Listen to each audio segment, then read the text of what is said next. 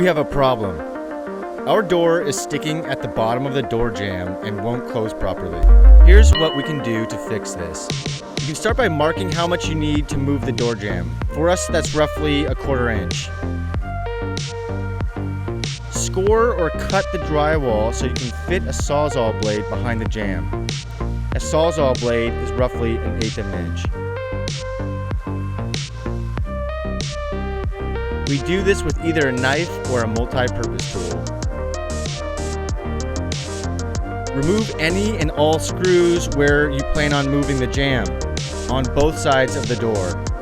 For us, that's any screw at the bottom foot or so. You might have to remove them from the threshold as well.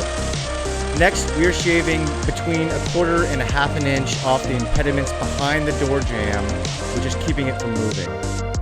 Now, with the shim or prybar, crank the door over 1/4 to 1/2 an inch. When the door closes perfectly, resecure the door jamb using 3-inch framing screws.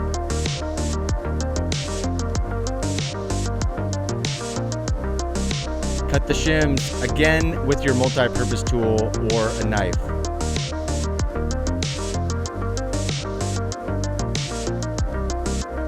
Now that our door closes perfectly and our reveal is consistent, we can reinstall our door trim.